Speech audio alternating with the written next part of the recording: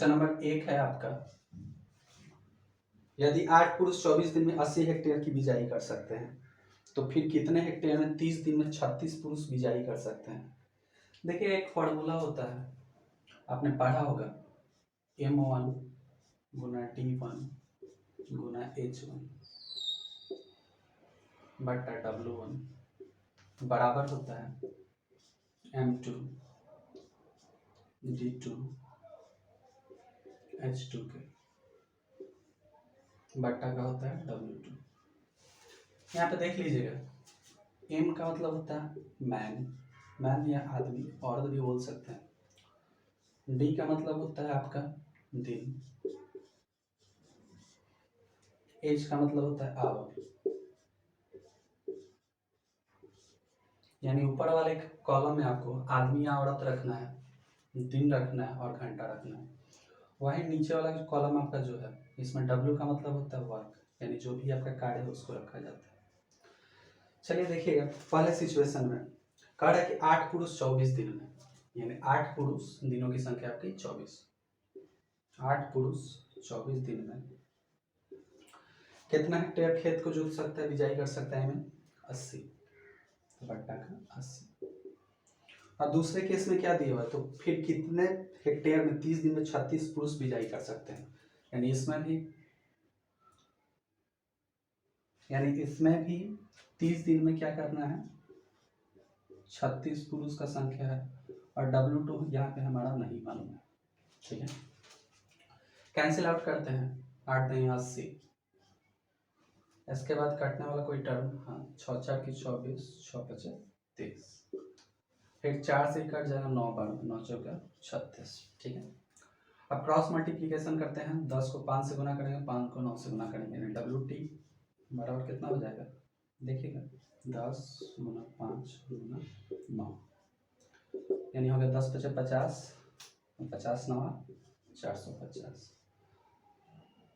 यानी 450 हेक्टेयर आपका 30 दिन में 36 पुरुष बिजाई। क्वेश्चन नंबर 2 देखिएगा, कार्य वस्तु की कीमत जो है 40% से घटा दी जाती है। मान लीजिए पहले आपका दाम 100 रुपया रहा हो, 40% का हटाने के बाद इसका दाम कितना रह जाएगा, 60 रुपया। कार्य मूल कीमत में इसे वापस लाने के लिए घटी कीमत में कितने प्रतिशत वृद्धि करनी होगी। अब ये घटा हुआ कीमत आपका 60 रुपया है, इसको मूल कीमत में वापस ले जाना है, यानी दोनों में अंतर कितना का होगा, 40 का। ठीक है, तो सिंपली जब भी निकालना हो, 40 का अंतर हो चुका है, 60 आपका अभी जो नंबर बना वो है, और किसी भी चीज़ को प्रतिशत में बदलने के लिए 100 से मल्टीप्लाई कर देते हैं। ठीक है, एक काटेगा 2 बार में 20 से, 3 बार में, यानी 200/3। फाइनली आपका हो जाएगा 200/3।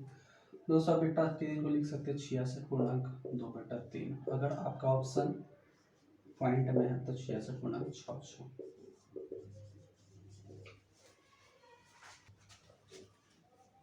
3 नंबर सवाल है आपका, एक रेलगाड़ी 40 किलोमीटर प्रति घंटा की दर से चल रही है। एक आदमी उसी दिशा में रेलगाड़ी के समानांतर 25 किलोमीटर प्रति घंटा की रफ्तार से जा रहा है। ठीक है, देखिएगा एक दिशा में रेलगाड़ी चल रही है, इसी दिशा में फिर आदमी भी जा रहा है, तो जब भी एक ही दिशा में आदमी जाता है तो उस समय स्पीड जो होता है वो घट जाता है। मतलब एक ही दिशा में चलेगा दो चीज, तो अगर एक ही दिशा में जा रहा है तो उसका स्पीड घट जाता है। ठीक है, आगे कहता है, यदि रेलगाड़ी 48 सेकंड में उस आदमी को पार करती तो रेलगाड़ी की लंबाई क्या है। ठीक है, तो चाल बराबर दूरी बटा समय होता है। माना रेलगाड़ी की लंबाई जो है x है, अब दोनों एक ही दिशा में चूंकि चल रहे हैं तो आपका चाल घट जाएगा। रेलगाड़ी का चाल 40, आदमी का चाल है 25। ठीक है, अब ये दोनों पार कितना में करता है, 48 सेकंड में। रेलगाड़ी आदमी को 48 सेकंड में पार करती है। देखिएगा इधर आपका यूनिट जो है सेकंड में है, इधर किलोमीटर प्रति घंटा में, तो इसको मीटर प्रति सेकंड में गुना कर बदलने के लिए 5/18 से गुना करते हैं। ठीक है, कैलकुलेट करते हैं, 18 ऊपर आपका चला जाएगा, 18x बराबर 40 में से 25 घटाइएगा तो बचेगा आपका 15 गुना आपका 5 बराबर 48 सेकंड। अब देखिएगा इसको काट के छोटा किया जा सकता है। 3 × 5 = 15, 3 × 6 = 18, 6 × 8 = 48। ठीक, अब x का वैल्यू यहाँ से फाइंड आउट करना है। x के लिए क्या बचेगा, 5 × 5 × 8, 5 × 5 × 8, 5 × 25 = 25, 8 = 200, यानी 200 मीटर आपका जो हो गया रेलगाड़ी का लंबाई हो गया। क्वेश्चन नंबर 4, बहुत ही सरल प्रश्न है, देखिएगा ध्यान से। ए, बी तथा सी किसी काम को क्रमशः 20, 30 और 60 दिनों में कर सकते हैं। 3 पर्सन है आपका, ए है, बी है, सी है। पहला काम करता है ए जो है 20 दिन में, बी जो करता है 30 दिन में, सी जो करता है कितने दिनों में, 60 दिनों में। सबसे पहला काम इसमें करते हैं कुल काम निकालने के लिए, आई मीन टोटल वर्क निकालने के लिए तीनों का एलसीएम ले लेते हैं। तीनों का एलसीएम कितना आ जाएगा, 60। अगर हम इफिशियंसी की बात करें तो इफिशियंसी निकालने के लिए क्या करते हैं, इसको डिवाइड करते हैं। 20 के टेबल में 60 कितना बार में आएगा, 3 बार में। 30 के टेबल में 60 2 बार में आएगा। 60 के टेबल में 60 1 बार में आएगा। ठीक है, यदि हम इफिशियंसी यानी क्षमता की बात करते हैं, ए का स्पीड है जो 3 यूनिट है, बी का स्पीड है 2 यूनिट है और सी का स्पीड 1 यूनिट है। एट लास्ट पूछा गया है ए उस काम को कितने दिनों में पूरा कर सकता है यदि बी और सी द्वारा हर तीसरे दिन उसकी मदद की जाए। चलिए देखते हैं काम क्या होता है। 3 दिन में जो काम होता है वो कैसे होता है देखते हैं। पहला दिन तो ए करेगा, दूसरा दिन भी आपका ए करेगा, लेकिन तीसरा दिन क्या होता है, ये तो रहता ही है, साथ में उसका सहायता कौन करता है, बी और सी। ठीक है, अब देखते हैं 3 दिन में क्या काम कंप्लीट हुआ। डेज हो जाएगा सॉरी। 3 दिन में ए करता है, ए का स्पीड कितना है, 3 है, बी का स्पीड कितना है, फिर ए का स्पीड 3 है, फिर ए बी सी का स्पीड 3 2 1। देखिए गौर से, नहीं समझे होंगे। ए का स्पीड 3 यूनिट है, फिर ए काम कर रहा है 3 यूनिट के स्पीड से कर रहा है, फिर ए ही काम कर रहा है 3 यूनिट के स्पीड से कर रहा है। इसके बाद बी सी जो सहायता कर रहा है, तीसरा दिन यही ना है, तीसरा दिन है 2 और सी का है 1। देखते हैं कितना काम कंप्लीट हुआ। 3 दिनों में आपका काम कंप्लीट हो जाए। 3 दिन 6 3 9 9 3 12 यूनिट। आपका टोटल वर्क कितना था, 60 यूनिट। ठीक है, अब 60 यूनिट काम कराने के लिए इसको क्या करेंगे, हम 5 से गुना करेंगे।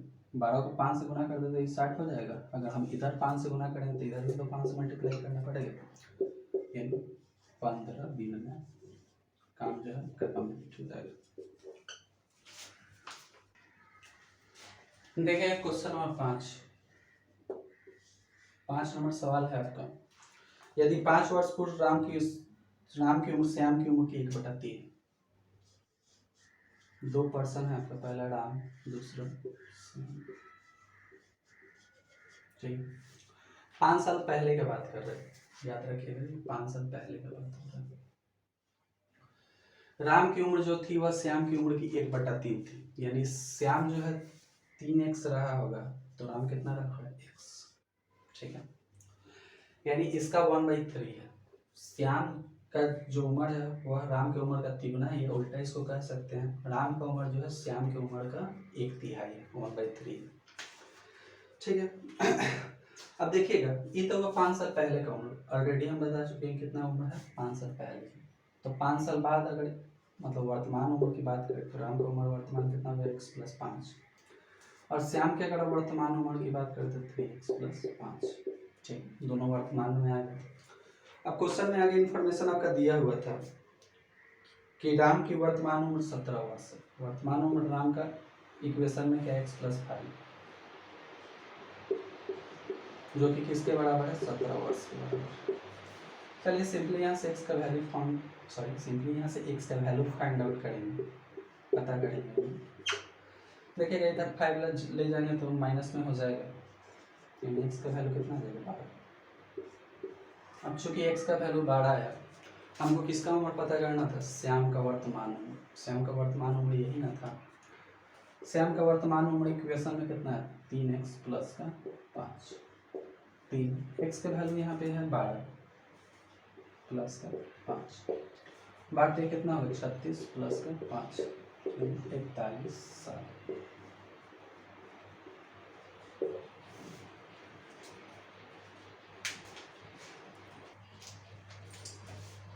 देखिएगा सवाल नंबर 6।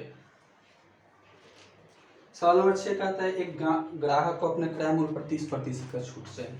एक ग्राहक है, कस्टमर है, उसको 30% का छूट चाहिए। आगे इन्फॉर्मेशन दिया और डीलर ने उसे 20% तथा 12% की क्रमिक छूट दी। डीलर ने क्या किया, छूट दिया वो 20% का दिया, दूसरा जो छूट दिया 12% का दिया। आगे पूछा गया क्वेश्चन में आपसे कि ग्राहक को छूट मिली, यानी ग्राहक को कितना छूट मिला। देखिएगा गौर से, बहुत ही सरल प्रश्न है। 30% छूट का मतलब तो 30% क्लियर है। जब भी आपके क्रमिक छूट का क्वेश्चन मिले ना, तो इसका एक सिंपल सा फॉर्मूला, मतलब 2 छूट आपका दिया हुआ है, अगर आपको एक छूट निकालना हो तो फॉर्मूला होता है, देखिए sorry, x plus Y plus X Y बटा 100। और जब भी छूट होता है तो ऑलवेज वैल्यू माइनस में लेते हैं। पहला छूट क्या है 20% का, तो 20 लिखते माइनस 20, प्लस दूसरा छूट क्या है 12%, 12 भी माइनस में हो जाएगा, प्लस का आपका हो जाएगा एक्स वाई, एक्स का वैल्यू 20, सॉरी माइनस में है, वाई का वैल्यू भी 20, 12 है माइनस में है बटा 100। एक चीज़ गौर कीजिएगा, माइनस से माइनस कैंसिल आउट हो जाएगा कि माइनस माइनस प्लस होता है, ठीक है। यहाँ माइनस और यहाँ पे माइनस 12, दोनों को ऐड करेंगे तब हो जाएगा 32 प्लस, ये काटने वाला टर्म लगता है 5 बार में कट जाएगा, यानी इधर फाइनली आपका बचा 12/5। चलिए देखते हैं 12/5। ओके, हम देखिएगा गौर से, 32 का तो 32 रहेगा, 12/5 को अगर हम कैलकुलेट करें तो 5 दूना 10, 5 का 20, यानी 32 में 2.4 जोड़ेंगे तो आपका आ जाएगा 29.6। क्वेश्चन में ऑप्शन आपका कुछ इस तरह से दिया हुआ है कि जितना उसे चाहिए था उससे कम, दूसरा नंबर इनमें से कोई नहीं, जितना उसे चाहिए था उससे अधिक। तो देखिएगा 30% उसको चाहिए था, लेकिन उसको मिला कितना 29.6%। तो इसको जितना चाहिए था उससे कम ही नहीं मिला, यानी ए नंबर आपका ऑप्शन सही।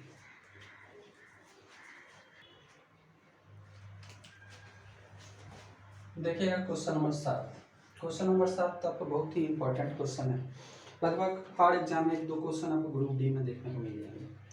करेक्ट, ट्रेन ए से बी 20 किलोमीटर प्रति घंटा की रफ्तार से यात्रा करती है। ए से बी 2 डेस्टिनेशन है आपका, पहला ए बी। ए से बी जो है वह कितना 20 किलोमीटर प्रति घंटा की रफ्तार से यात्रा करती है। और फिर बी से ए जो है वह 30 किलोमीटर प्रति घंटा की रफ्तार से यात्रा करती है, ठीक है। आपसे पूछा गया है ट्रेन की औसत स्पीड या गति क्या है, ठीक है। तो जब भी आपको इस तरह से 2 स्पीड दिया रहा है, जाने का और एक आने का, तो औसत स्पीड पूछा जाता है। एक सिंपल सा फॉर्मूला होता है इसका, 2xy बटा x प्लस वाई। देखिए गौर से, 2 को 2 रखे फॉर्मूला का, x का वैल्यू फर्स्ट वाला है आपका 20, y का वैल्यू सेकंड वाला आपका 30 है, बटा का x प्लस वाई, यानी 30 में 20 को जोड़ देंगे, या तो चाहे तो 50 लिख सकते हैं ना, तो 20 प्लस 30 लिख सकते हैं। एग्जाम में इतना मत कीजिएगा, एग्जाम में टाइम बचाना रहता है। ये हो जाएगा 2 गुना 20 गुना 30, 30 20 कितना हो जाएगा 50। चलिए कैलकुलेट करके इसको देखते हैं। 2 से अगर हम काटना चाहें तो 25 टाइम में कट जाएगा, 5 से 5 का 20 बचा 25, 5 6 का 30, यानी फाइनली आपका क्या आएगा 24 किलोमीटर प्रति घंटा।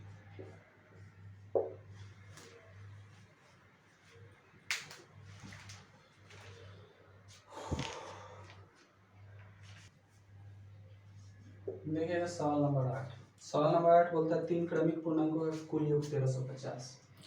क्रमिक पूर्णांक कहने का तात्पर्य हो गया क्रमिक संख्या। 3 क्रमिक संख्याओं का योग जो है वो 1350 दिया हुआ।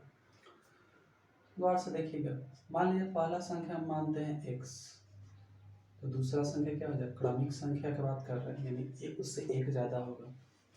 तीसरा जो संख्या आपका होगा वो क्या होगा, पहले वाले के कंपेरिजन में 2 ज्यादा होगा, ठीक है। अब कह रहा है कि तीनों का योग जो है 1350, यानी तीनों को यदि हम सम करते हैं, ऐड करते हैं, x प्लस 1 प्लस का x प्लस 2, तीनों का अगर हम जोड़ते हैं तो 1350 आता है।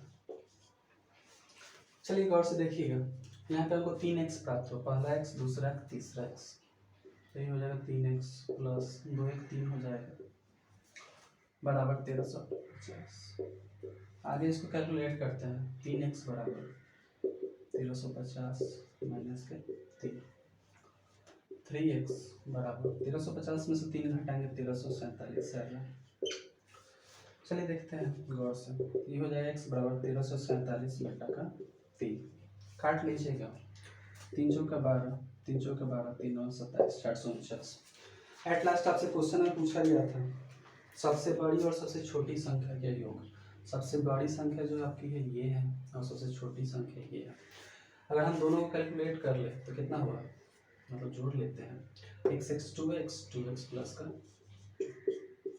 ठीक है, वैल्यू रख दीजिए। एक का वैल्यू कितना है 449, यानी 2 गुना 449 प्लस का 2, 449 गुना कितना होगा, 449 गुना 898 होगा प्लस का 2, 898 में 2 जोड़िएगा कितना हो जाएगा 900, यानी सबसे बड़ी और सबसे छोटी संख्या का योग क्या है 900।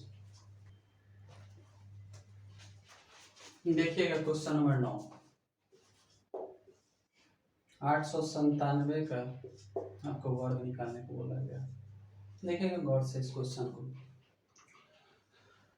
897 को हम क्या लिख सकते हैं, 900 माइनस का 3 क्लियर का होल स्क्वायर निकालना है, ठीक है। अब देखिएगा बचपन में फॉर्मूला पढ़े होंगे, a माइनस बी का whole square, a minus B का होल स्क्वायर बराबर होता है a square plus B square minus 2b 2ab sorry, देखिएगा गौर से, ए स्क्वायर का बात करें तो 900 का स्क्वायर कितना हो जाएगा 81, बी स्क्वायर का बात करें 3 का स्क्वायर कितना होता है 9, सिर्फ 9 होता है। 2ab का बात करें तो 2 गुना 900 गुना 3, ठीक है। चलिए देखते हैं इसको कैलकुलेट करके, ये हो जाएगा 81 00 9 माइनस का 9 दूना 1818 56, सिंपली इसको घटा लेंगे, घटा लीजिएगा तो आ जाएगा 804 609